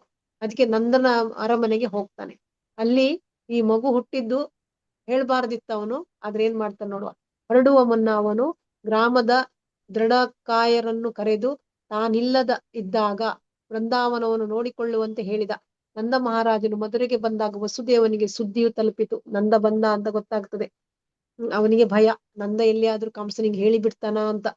ತನ್ನ ಗೆಳೆಯರನ್ನು ಅನುಸರಿಸಬೇಕೆಂದು ತವಕಪಟ್ಟನು. ಅಂದ್ರೆ ಅಭಿನಂದಿಸಬೇಕು ಅಂತ ಆಸೆ ಪಡ್ತಾನೆ ವಸುದೇವ ನಂದನನ್ನು. ನಂದ ಮಹಾರಾಜನು ಇದ್ದ ಸ್ಥಳಕ್ಕೆ ಕೂಡಲೇ ಹೋದನು. ಆಮೇಲೆ ತಡೆಯಲಾರದ ಸಂತೋಷದಿಂದ ನಂದನು ಎದ್ದು ನಿಂತು ವಸುದೇವನನ್ನು ಆಲಂಗಿಸಿದನು. ವಸುದೇವನನ್ನು ಬಹು ಆತ್ಮೀಯತೆಯಿಂದ ಬರಮಾಡಿಕೊಂಡು ಕುಳಿತುಕೊಳ್ಳಲು ಒಳ್ಳೆಯ ಪೀಠವನ್ನು ಕೊಡ್ತಾನೆ. ಇವನೇನ್ ಮಾಡಿರ್ತಾನೆ? ನಂದ ಮಹಾರಾಜ ಮೊದಲು ಕಂಸನ ಹತ್ರ ಹೋಗಿರ್ತಾನೆ. ಅಲ್ಲಿ ಹೋಗಿ ಅವನಿಗೆ ಈ ಮಗು ಹುಟ್ಟಿದ ಸಿಹಿ ಸುದ್ದಿ ಹೇಳಿರ್ತಾನೆ. ಆಮೇಲೆ ಇವನ ಹತ್ರ ಹೋಗುದವನು. ಇಲ್ಲಿ ವಸುದೇವನ ಹತ್ರ ಬರ್ತಾನೆ. ನಂದನಿಗೆ ತಿಳಿಯದಂತೆ ಅಪ್ಪಣೆ ಅವನ ರಕ್ಷಣೆಗೆ ಒಪ್ಪಿಸಿದ್ದ ತನ್ನ ಇಬ್ಬರು ಬಾಲಕರ ವಿಷಯವಾಗಿ ವಸುದೇವನಿಗೆ ಬಹು ಕಾತ್ರವಾಯಿತು. ಅವನಿಗೆ ನಂದನ ಬಗ್ಗೆ ಕೇಳಲಿಕ್ಕಾಗುದಿಲ್ಲ, ನನ್ನ ಮಕ್ಕಳಂತ ಹೇಳಲಿಕ್ಕೆ ಇಲ್ಲ ಅಲ್ಲ. ಅದಕ್ಕೆ ಅವನೇನ್ ಮಾಡ್ತಾನೆ? ಬಹು ಕಾತ್ರದಿಂದ ಅವರ ವಿಷಯವಾಗಿ ಪ್ರಶ್ನೆ ಮಾಡ್ತಾನೆ. ಬಲರಾಮ ಮತ್ತು ಕೃಷ್ಣ ಇಬ್ಬರು ವಸುದೇವನ ಪುತ್ರರು. ಬಲರಾಮನನ್ನು ವಸುದೇವನ ಹೆಂಡತಿ ರೋಹಿಣಿಯ ಗರ್ಭದಲ್ಲಿ ಕರೆದೊಯ್ದಲಾಗಿತ್ತು. ಆದರೆ ರೋಹಿಣಿಯು ನಂದ ಮಹಾರಾಜನ ರಕ್ಷಣೆಯಲ್ಲಿ ಉಳಿದಳು. ಕೃಷ್ಣನನ್ನು ವಸುದೇವನೇ ಯಶೋದೆಯ ಬಳಿ ಇರಿಸಿ ಅವಳ ಮಗಳನ್ನು ಬದಲಾಗಿ ಕರೆದುಕೊಂಡು ಬಂದಿದ್ದ. ಇದೆಲ್ಲ ವಸುದೇವನಿಗೆ ಮಾತ್ರ ಗೊತ್ತಿರುವಂತದ್ದು. ಬಲರಾಮನು ವಸುದೇವನ ಮಗ ಎಂದು ನಂದ ಮಹಾರಾಜನಿಗೆ ತಿಳಿದಿತ್ತು. ಅವನ ಮಗ ಅಂತ ಅವನಿಗೆ ಗೊತ್ತಿತ್ತಂತೆ. ಆದರೆ ಕೃಷ್ಣನು ಸಹ ಅವನ ಮಗ ಎಂದು ತಿಳಿದಿರಲಿಲ್ಲ. ವಸುದೇವನಿಗೆ ಇದು ತಿಳಿದಿತ್ತು. ಅವನು ಬಹು ಕಾತರದಿಂದ ಕೃಷ್ಣ ಮತ್ತು ಬಲರಾಮನ ವಿಷಯವನ್ನು ಕೇಳ್ತಾನೆ. ವಸುದೇವ ಹೀಗೆ ಹೇಳಿದ: ಅಣ್ಣ, ನಿನಗೆ ಮಗನನ್ನು ಪಡೆಯುವಷ್ಟು ವಯಸ್ಸಾಗಿತ್ತು. ಮಗಳು ಬೇಕೆಂದು ಹಂಬಲಿಸುತ್ತಾ ಇದ್ದೆ. ದೇವರ ಕೃಪೆಯಿಂದ ಬಹು ಒಳ್ಳೆಯ ಮಗನನ್ನು ಪಡೆಯುವ ಭಾಗ್ಯಶಾಲಿಯಾಗಿದ್ದೆ. ಈ ಘಟನೆಯು ನಿನಗೆ ಬಹು ಶುಭಕರವಾದದ್ದು ಎಂದು ನನಗೆ ತೋರುತ್ತದೆ ಅಂತ ಹೇಳ್ತಾನೆ ಅವನು. ವಸುದೇವ ಹೀಗೆ ಹೇಳುವಂತದ್ದು. ನಿನ್ಗೆ ಮಗಳು ಬೇಕಿತ್ತು, ಹಂಬಲಿಸ್ತಾ ಇದ್ದೆ, ಮಗನು ಬೇಕೆಂದು ಹಂಬಲಿಸ್ತಾ ಇದ್ದೆ, ನಿಂಗೆ ಒಳ್ಳೆಯ ಮಗ ಹುಟ್ಟಿದ, ಭಾಗ್ಯಶಾಲಿ ಅಂತ ಹೇಳ್ತಾನೆ. ಪ್ರಿಯ ಗೆಳೆಯ ಕಂಸನು ನನ್ನನ್ನು ಸಭೆಯಲ್ಲಿ ಇಟ್ಟಿದ್ದ. ಈಗ ನನಗೆ ಬಿಡುಗಡೆಯಾಗಿದೆ. ಅಂದ್ರೆ ಸೆರೆಮನೆಯಲ್ಲಿ ಇಟ್ಟಿದ್ದ. ಈಗ ನನಗೆ ಬಿಡುಗಡೆ ಆಗಿದೆ. ಆದ್ರಿಂದ ನನಗೆ ಇದೊಂದು ಪುನರ್ಜನ್ಮ ಆಯ್ತು ಅಂತ ಹೇಳ್ತಾನೆ. ಮತ್ತೆ ನಿನ್ನನ್ನು ಕಾಣುತ್ತೇನೆ ಎನ್ನುವ ಭರವಸೆ ನನಗಿರ್ಲಿಲ್ಲ. ದೇವರ ದಯೆಯಿಂದ ನಿನ್ನನ್ನು ಕಾಣ್ತಾ ಇದ್ದೇನೆ. ಅನಂತರ ವಸುದೇವನು ಕೃಷ್ಣನ ವಿಷಯದಲ್ಲಿ ತನ್ನ ಆತಂಕವನ್ನು ವ್ಯಕ್ತಪಡಿಸಿದ. ತನಗೆ ಆತಂಕ ಆಗಿರ್ತದಲ್ಲ, ಈಗ ಮಗುವಿನ ಬಗ್ಗೆ ಹೇಳ್ತಾನೆ ಇವನು ಅಂತ. ಅವನು ಯಾರೆಂದು ತಿಳಿಯದಂತೆ ಕೃಷ್ಣನು ತಾಯಿ ಯಶೋದೆಯ ಹಾಸಿಗೆಗೆ ಕಳುಹಿಸಲಾಯಿತು. ಅಂದ್ರೆ ಯಾರಂತ ಗೊತ್ತಿಲ್ಲ ಅಲ್ಲ, ಯಶೋದೆ ಮಡಿಲಲ್ಲಿ ಇಟ್ಟು ಬಂದಿರ್ತಾನೆ.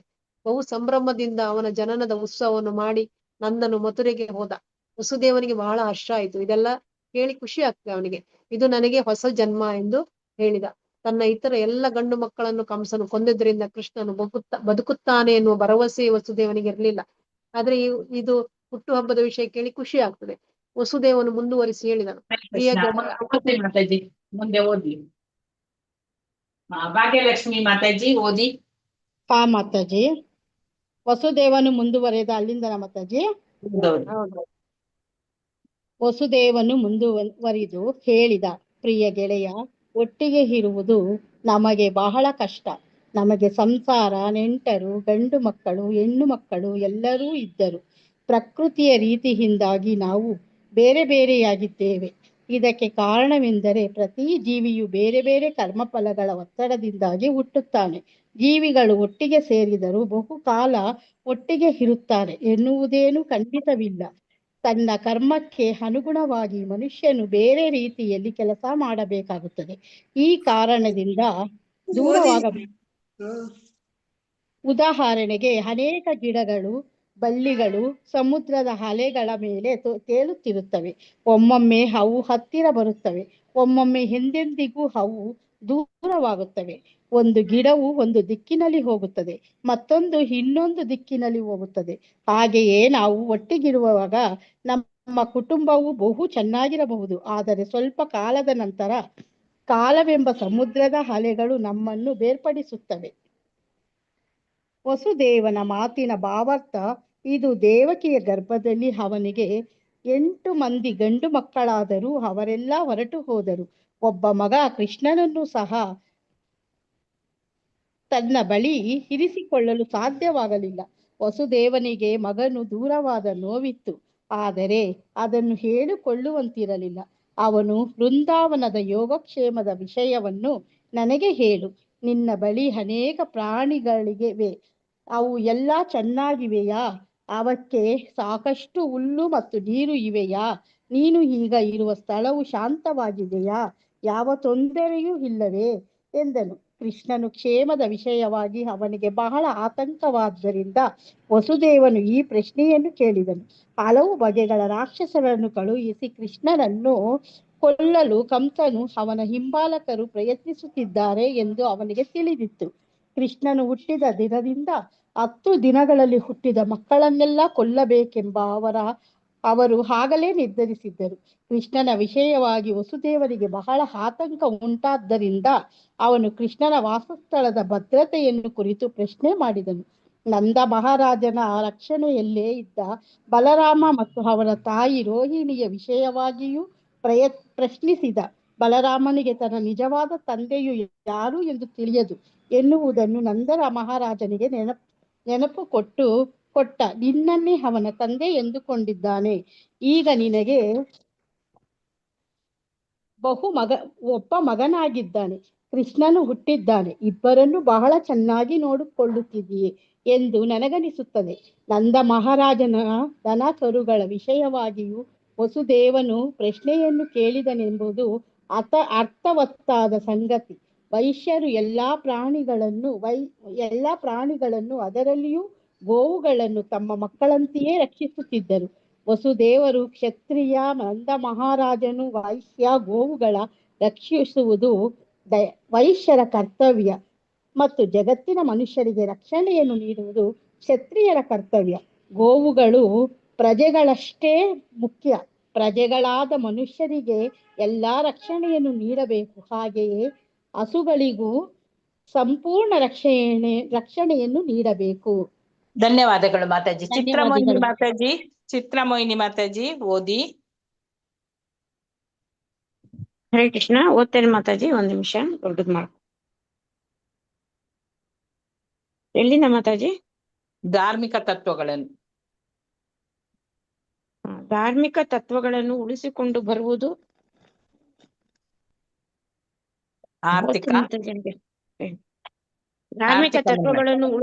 ಬರುವುದು ಆರ್ಥಿಕ ಮುನ್ನಡೆ ಮತ್ತು ಇಂದ್ರಿಯಗಳ ಬಯಕೆಗಳನ್ನು ತೃಪ್ತಿಗೊಳಿಸುವುದು. ಎಲ್ಲವೂ ನೆಂಟರಲ್ಲಿ, ರಾಷ್ಟ್ರಗಳಲ್ಲಿ ಮತ್ತು ಮಾನವ ಕುಲದಲ್ಲಿ ಸಹಕಾರವನ್ನು ಅವಲಂಬಿಸಿದೆ ಎಂದು ವಸುದೇವನು ಹೇಳಿದನು. ಆದುದರಿಂದ ತನ್ನ ಒಂದ್ ನಿಮಿಷ ಮಾತಾಜಿ, ಒಂದ್ ನಿಮಿಷ. ಸಹಮಾನವರಿಗೂ ಗೋವುಗಳಿಗೂ ಒಂದ್ ನಿಮಿಷ ಮಾತಾಜಿ. ತನ್ನ ಸಹಮಾನವರಿಗೂ ಗೋವುಗಳಿಗೂ ಯಾವ ತೊಂದರೆಯೂ ಆಗದಂತೆ ನೋಡಿಕೊಳ್ಳುವುದು ಪ್ರತಿಯೊಬ್ಬರ ಕರ್ತವ್ಯ. ಪ್ರತಿಯೊಬ್ಬರ ಕರ್ತವ್ಯ. ತನ್ನ ಸಹಮಾನವನು ಪ್ರಾಣಿಗಳು ಶಾಂತಿಯಿಂದ ನೆಮ್ಮದಿಯಾಗಿ ಇರುವಂತೆ ಪ್ರತಿಯೊಬ್ಬನೂ ನೋಡಿಕೊಳ್ಳಬೇಕು. ಆಗ ಧಾರ್ಮಿಕ ತತ್ವಗಳ ಬೆಳವಣಿಗೆ, ಆರ್ಥಿಕ ಬೆಳವಣಿಗೆ ಮತ್ತು ಇಂದ್ರಿಯ ತೃಪ್ತಿಗಳನ್ನು ಕಷ್ಟವೇ ಇಲ್ಲದೆ ಸಾಧಿಸಬಹುದು. ದೇವಕಿಯ ಗರ್ಭದಲ್ಲಿ ಹುಟ್ಟಿದ ತನ್ನ ಮಕ್ಕಳನ್ನೇ ರಕ್ಷಿಸಲು ಸಾಧ್ಯವಾಗಲಿಲ್ಲ ಎಂದು ವಸುದೇವನು ದುಃಖಿಸಿದ.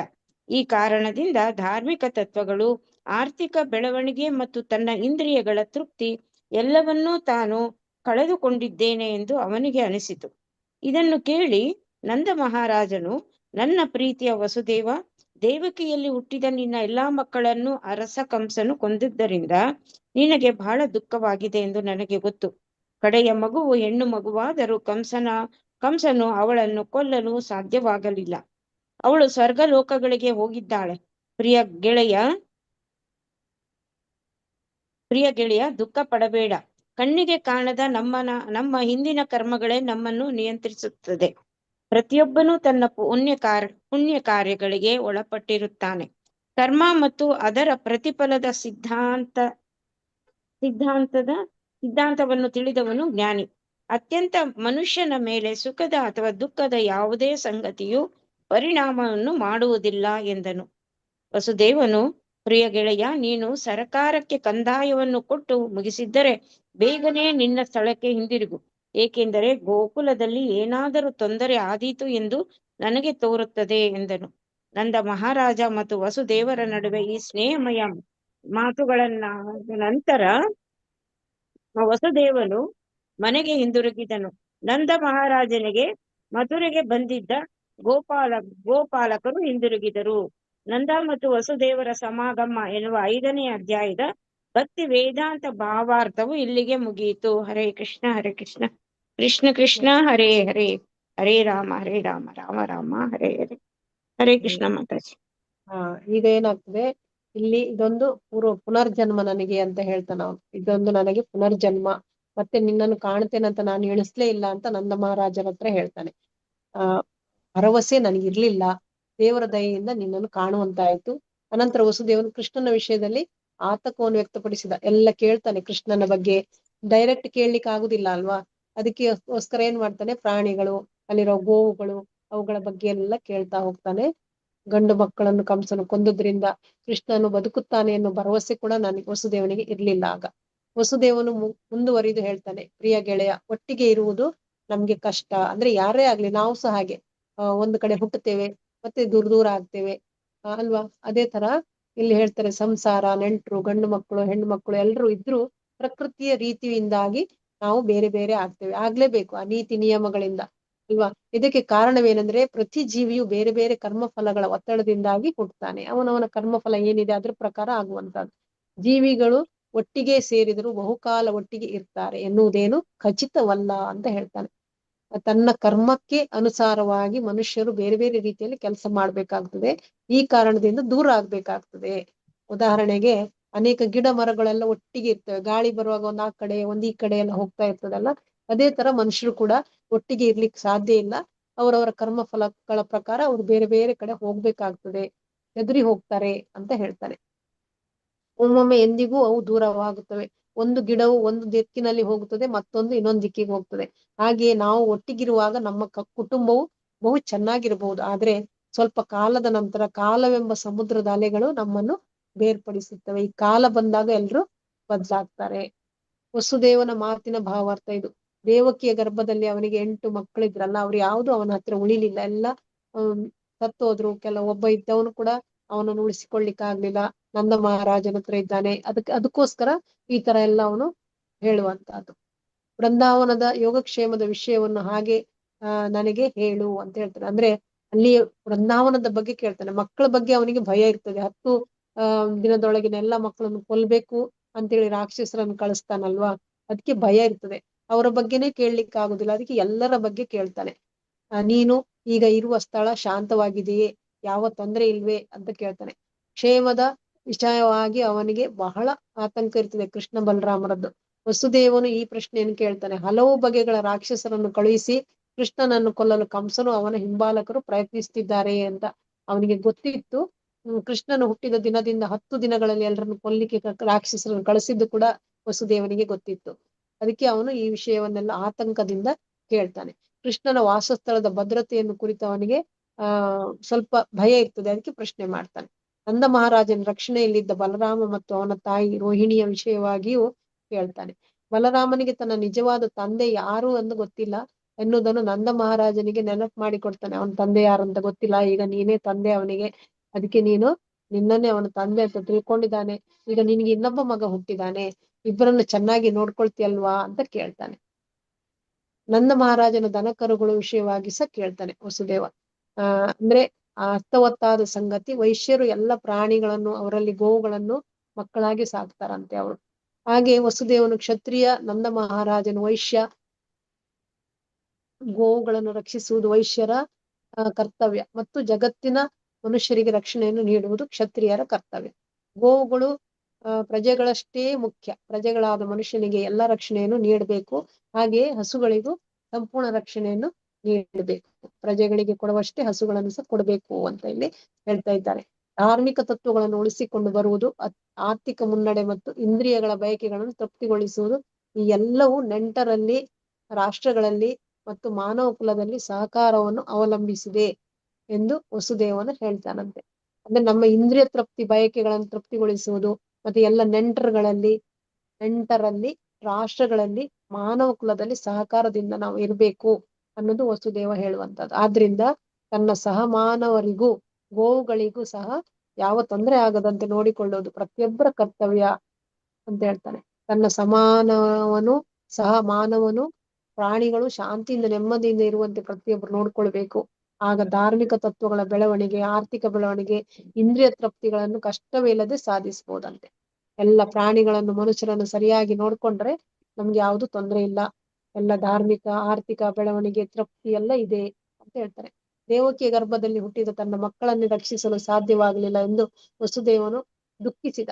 ಈ ಕಾರಣದಿಂದ ಧಾರ್ಮಿಕ ತತ್ವಗಳು, ಆರ್ಥಿಕ ಬೆಳವಣಿಗೆ ಮತ್ತು ತನ್ನ ಇಂದ್ರಿಯಗಳ ತೃಪ್ತಿ ಎಲ್ಲವನ್ನು ನಾನು ಕಳ್ಕೊಂಡಿದ್ದೇನೆ, ಯಾವುದೂ ಈಗ ನನ್ನ ಹತ್ರ ಇಲ್ಲ ಅಂತ ಅವನಿಗೆ ಅನ್ನಿಸ್ತಾ ಇತ್ತಂತೆ.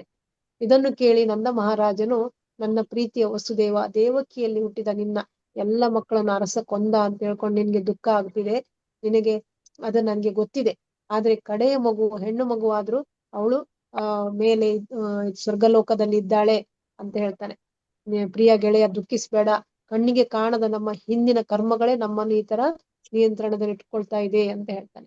ಪ್ರತಿಯೊಬ್ಬರು ತನ್ನ ಪುಣ್ಯ ಕರ್ಮಗಳಿಗೆ ಒಳಪಟ್ಟಿರುತ್ತಾರೆ. ಕರ್ಮ ಮತ್ತು ಅದರ ಫಲದ ಸಿದ್ಧಾಂತವನ್ನು ತಿಳಿದವನು ಜ್ಞಾನಿ. ಅಂದ್ರೆ ಇದೆಲ್ಲ ತಿಳ್ಕೊಂಡವ ಯಾವಾಗ್ಲೂ ಈ ಕಷ್ಟ ಸುಖ ಬಂದಾಗ ಅದಕ್ಕೆ ವಿಚಲಿತ ಆಗುದಿಲ್ಲ ಅಂತ ಹೇಳುವಂಥದ್ದು. ಅಂತಹ ಮನುಷ್ಯರ ಮೇಲೆ ಸುಖದ ಅಥವಾ ದುಃಖದ ಯಾವುದೇ ಸಂಗತಿ ಪರಿಣಾಮವನ್ನು ಮಾಡುವುದಿಲ್ಲ. ಜ್ಞಾನಿಯಾದವನಿಗೆ ಎಲ್ಲ ಗೊತ್ತಿರ್ತದೆ. ಇದೆಲ್ಲ ನನ್ನ ಕರ್ಮ ಫಲ, ಇದೆಲ್ಲ ಭಗವಂತನಿಂದ ನನಗೆ ಇದು ಪರೀಕ್ಷೆ ಒಂದು ಅಲ್ವಾ, ಕಷ್ಟ ಸುಖ ಎಲ್ಲ ಬರುವಂತದ್ದು ಅಂತ ತಿಳ್ಕೊಳ್ತಾನೆ. ವಸುದೇವನು, ಪ್ರಿಯ ಗೆಳೆಯ, ನೀನು ಸರಕಾರಕ್ಕೆ ಕಂದಾಯವನ್ನು ಕೊಟ್ಟು ಮುಗಿಸಿದ್ರೆ ಬೇಗನೆ ಇಲ್ಲಿಂದ ಹೋಗು. ಯಾಕಂದ್ರೆ ಗೋಕುಲದಲ್ಲಿ ಏನಾದ್ರೂ ತೊಂದರೆ ಬಿನಿ ಆದೀತು, ಅಲ್ಲಿ ಮಕ್ಕಳಿದ್ದಾರಲ್ಲ, ಆ ಒಂದು ಭಯ ಅವನಿಗೆ. ಅದಕ್ಕೆ ನೀನ್ ಬೇಗ ಹೋಗು ಅಂತ ಹೇಳ್ತಾನೆ. ನಂದ ಮಹಾರಾಜ ವಸುದೇವರ ನಡುವೆ ಈ ಸ್ನೇಹಮಯ ಮಾತುಗಳಾದ ನಂತರ ವಸುದೇವ ಮನೆಗೆ ಹೋಗ್ತಾನೆ. ಆಮೇಲೆ ನಂದ ಮಹಾರಾಜ ಮಥುರೆಗೆ ಬಂದಿದ್ದ ಗೋಪಾಲಕರೊಟ್ಟಿಗೆ ಅವರ ಮನೆಗೆ ವಾಪಸ್ ಹೋಗ್ತಾನೆ ಅಂತ ಹೇಳ್ತಾರೆ. ಇಲ್ಲಿಗೆ ಈ ಅಧ್ಯಾಯ ಮುಗಿಯಿತು. ಹರೇ ಕೃಷ್ಣ ಕೃಷ್ಣ ಕೃಷ್ಣ ಹರೇ ಹರೇ, ಹರೇ ರಾಮ ರಾಮ ರಾಮ ಹರೇ ಹರೇ. ನಾಳೆಗೆ 6ನೇ ಅಧ್ಯಾಯ ಪೂತನಿಯ ಸಂಹಾರ. ವಾಂಚಕಲ್ಪತರುಭ್ಯಶ್ಚ ಕೃಪಾ ಸಿಂಧುಭ್ಯೇವ ಚ ಪತಿತಾನಾಂ ಪಾವನೇಭ್ಯೋ ವೈಷ್ಣವೇಭ್ಯೋ ನಮೋ ನಮಃ.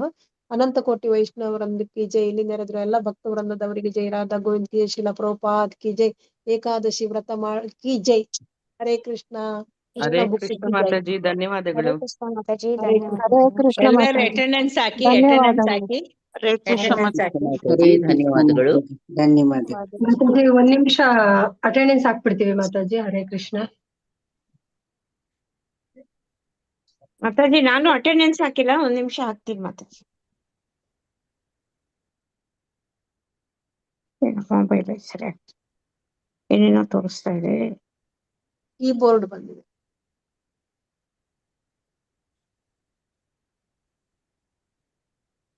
ಮಾತಾಜಿ ಲಿಂಕ್ ಇಲ್ಲ ಮಾತಾಜಿ, ಅಟೆಂಡೆನ್ಸ್ ಲಿಂಕ್ ಹಾ ಹೌದು ಕಾಣ್ತಾ ಅಟೆಂಡೆನ್ಸ್ ಇಲ್ಲ ಲಿಂಕ್ ನಮ್ಗೆ. ಇಲ್ಲ ಮಾತಾಜಿ, ಕಾಣ್ತಾ ಇಲ್ಲ ನಾನು ಮಾತಾಜಿ. ಹಾಕ್ತಾ ಇದ್ದೇನೆ. ಇಲ್ಲ ಹೌದಾ ನಮ್ಗೆ ಮಾತಾಜಿ, ಅದು ಏನೋ ಬರ್ತಾ ಅಟೆಂಡೆನ್ಸ್ ಇದೆ. ಅಂತ ಇದೆ, ಅಟೆಂಡೆನ್ಸ್ ಅಂತ ಇದೆ, ಲಿಂಕ್ ಇಲ್ಲ. ಲಿಂಕ್ ಇಲ್ಲ ನಾನು ಮಾತಾಜಿ, ಹಾಕ್ತಾ ನೀವು ಇದ್ದೇನೆ ಹಾಕ್ತಾ ಈಗ. ಇರೋದು ಕಾಣಿಸ್ತಾ ಇದೆ. ಹೌದು, ನೀವು ಹೌದು, ಹಾಕ್ತಾ ನಮ್ಗೂ ಇರೋದು ಕಾಣಿಸ್ತಾ ಇದೆ. ಲಿಂಕು ಹಾಕಿದೀನಿ ಮಾತಾಜಿ. ಹಾಕಿದ್ದಾರೆ ಲಿಂಕ್. ಹಾ- ನಾನು ಇದು ಹಾಕ್ತಾ ಇದ್ದೇನೆ. ಹಾ, ಎರಡು ಹಾ, ಸಲ ಬಂದಿದೆ. ಹಾ ಬಂತು ನೋಡಿ, ಈಗ ಬಂತು. ಅಯ್ಯೋ ಈಗ ಬಂತು, ಕೃಷ್ಣ. ಆಗದಿರ್ಲಿಲ್ಲ. ನಾನು ಆಗದಿಂದ ಆಕ್ಷೇಪ ಇದ್ದದಕ್ಕೆ ನಾನು ಹಾಕಿದೆ ಈಗ. ಮಾತಾಜಿ ಬಂತು. ನಂದೇನೋ ಬರ್ತಾ ಇಲ್ಲ, ನೀವೇ ಹಾಕ್ಬಿಡಿ ಮಾತಾಜಿ. ಸಮ್ ಪ್ರಾಬ್ಲಮ್ ನಂದು ಇಂಟರ್ನೆಟ್ ಇದೆ. ನಂಗೆ ಸಹ ಓಪನ್ ಆಗ್ತಾ ಇಲ್ಲ. ಏನೇನೋ ಬರ್ತಾ ಇದೆ ಮಾತಾಜಿ ನಂದು. ನೀವೇ ಹಾಕ್ಬಿಡಿ ಮಾತಾಜಿ, ನಾಗವೇಣಿ ಮಾತಾಜಿ. ಚಿತ್ರಮೋಹಿನಿ. ಅದಕ್ಕೆ ಸಹ ಕರ್ಮಫಲ ಬಂತ ಏನ ಅದೇ ಇರ್ಬೇಕು ಮೊಬೈಲಿಗೆ. ನಂದು ಮಾತಾಜಿ ಮಾತಾಜಿ ಹಾ ಧನ್ಯವಾದಗಳು. ಎಷ್ಟು ರೌಂಡ್ಸ್ ಮಾತಾಜಿ? ನಂದು 24 ಮಾತಾಜಿ, ಮಾಮೂಲಿ. ಓ ನಂದು ಎಕ್ಸ್ಟ್ರಾ ಇವತ್ತು ಮಾಡಕ್ ಆಗ್ತಾ ಇಲ್ಲ, ಟೈಮೇ ಇಲ್ಲ. ಹಾ ಫೀಡ್ಬ್ಯಾಕ್ ಕಮೆಂಟ್ಸ್. ಹರೇ ಕೃಷ್ಣ ಮಾತಾಜಿ, ಮಹಾಲಕ್ಷ್ಮಿ. ಹೇಳಿ Mataji. Daily 16 round compulsory Mataji. ಇನ್ನೊಂದು ನಿಮಿಷ ಎಲ್ಲರೂ ನಿಲ್ಲಿ. ಮಾತಾಜಿ ಇದು ಹೇಳಿ, ನಂಬರ್ ಹೇಳಿ, ಫೋನ್ ನಂಬರ್. ಚಿತ್ರಮೋಹಿನಿ ಮಾತಾಜಿ. ಹೌದು, 988 988 67 ಹಾ 67 80 ಎಸ್ 108. ಮಾತಾಜಿ ನಂದು ಆಗ್ತಿಲ್ಲ ಮಾತಾಜಿ. ಹೌದು ಮಾತಾಜಿ, ನನ್ಗೂ ಆಗ್ತಾ ಇಲ್ಲ. ಒಬ್ರು ಲಲಿತಾ ಮಾತಾಜಿ ಹಾಕಿ ಮಾತಾಜಿ. ಅವ್ರು ಹಾಕಿದಾರೆ, ಹಾಕಿದ್ ಗೊತ್ತಾಯ್ತು ಮಾತಾಜಿ. ಬಟ್ ಅಲ್ಲ open ಅವರ ಆಗ್ತಾ ಇಲ್ಲ. ಅವರದ್ದು ಇದು ಹಾಕ್ಲಿಕ್ಕೆ ನಿಮ್ಮದು. ನಂದು ಓಪನ್ ಆಗ್ತಾ ಇಲ್ಲ ಯಾಕೋ. ನಿನ್ನೆ ಸಹ ಹಾಗೆ ಆಯ್ತು. ಗೂಗಲ್ ಫಾರ್ಮ್ ಓಪನೇ ಆಗುದಿಲ್ಲ. ನಂದು ಆಗ್ತಾ ಇದೆ ಮಾತಾಜಿ. ಕಾಪಿ ಮಾಡಿ ಪೇಸ್ಟ್ ಮಾಡ್ಕೊಳ್ಳಿ ಮಾತಾಜಿ. ಹಾ ಕಾಪಿ ಮಾಡ್ಕೊಳ್ಳಿ, ಪೇಸ್ಟ್ ಮಾಡಿಕೊಳ್ಳಿ. ವೆಬ್ಸೈಟ್ ಹೌದಾ? ಅಲ್ಲಿ ಪೇಸ್ಟ್ ಮಾಡ್ಕೊಳ್ಳಿ ಅಷ್ಟೇ. ಕಾಪಿ ನಾನು ಪೇಸ್ಟ್ ಮಾಡಿ ಅಂತೆ. ನನಗೂ ಮಾತಾಜಿ ಕಾಪಿ ಮಾಡಿ ಪೇಸ್ಟ್ ನೋಡಿ ಮಾಡಿ. ನೋಡಿ, ಯಾರಿಗೆಲ್ಲ ಇದು ಬೇಕು ಶೆಲ್ಟರ್, ಅವರೆಲ್ಲ ಬೇಗ ಆದಷ್ಟು ಬೇಗ ನನ್ಗೆ ಅಪ್ಲಿಕೇಶನ್ ಹಾಕಿ ಕೊಡ್ಬೇಕು. ಮನೆ ಕಟ್ಟಿ ಕೊಡ್ತೀರಾ ಶೆಲ್ಟರ್? ಹೌದು, ಶೆಲ್ಟರ್ ಒಂದು ಮನೆ ಕಟ್ಟಿ ಕೊಡ್ತೇನೆ. ಭಾಗವತ ಮಾಹಿತಿ ಮನೆ ಕಟ್ಟಿ ಕೊಡ್ತೇನೆ. ಗೋಲೋಕದಲ್ಲಿ ಮಾತಾಜಿ, ಗೋಲೋಕದಲ್ಲಿ. ಗೋಲೋಕದಲ್ಲಿ ಒಂದು ಗೋಲೋಕದಲ್ಲಿ ಮನೆ. ಇಲ್ಲಿ ಬೇಡ ಒಟ್ಟಿಗೆ ಮನೆ, ಹೋಗುವ. ಇಲ್ಲಿ ಒಟ್ಟಿಗೆ ಬೇಡ ಮನೆ, ಅಲ್ಲಿ ಬೇಕು. ಮಾತಾಜಿ ಚಿಕ್ಕದಾದ್ರೂ ಪರವಾಗಿಲ್ಲ, ಅಡ್ಜಸ್ಟ್ ಮಾಡ್ಕೊಂತೀವಿ ಮಾತಾಜಿ. ಅಲ್ಲ ಅಲ್ಲಿಗೆ ಹೋಗೋಣ, ಹೌದಾ ಮಾತಾಜಿ? ಅಡ್ಜಸ್ಟ್ ಅಲ್ಲಿ ಮಾಡೋಣ. ಚಿಕ್ಕದಿರಲ್ಲ ಮಾತಾಜಿ, ಯಾವಾಗಲೂ ದೊಡ್ಡದೇ ಇರೋದು. ಕೃಷ್ಣನ ಅಲ್ಲಿ ವಿಗ್ರಹ. ಮನೆ ಬೇಡ, ಕೃಷ್ಣನ ಪಾದ ಒಂದು ಸಿಕ್ಕಿದ್ರೆ ಸಾಕು. ಸಾಕು. ಹೌದು. ಕೃಷ್ಣ ಕೃಷ್ಣ ಕೃಷ್ಣ ಕೃಷ್ಣ ಹರೇ ರಾಮ. ನಂಗೆ ಆಗ್ಲಿಲ್ಲ ಲಲಿತಾ ಮಾತಾಜಿ, ನನಗೆ ಆಗ್ಲಿಲ್ಲ. ಕಾಪಿ ಪೇಸ್ಟ್ ಮಾಡಿದ್ರು ಆಗ್ಲಿಲ್ಲ, ಎಂತ ಪೇಸ್ಟ್ ಮಾಡಿದ್ರು ಆಗ್ಲಿಲ್ಲ. ಮತ್ತೆ ಹಾಕ್ತೇನೆ. ಹಾಕ್ಬೇಕಾ? ಹಾಕಿ ಮಾತಾಜಿ.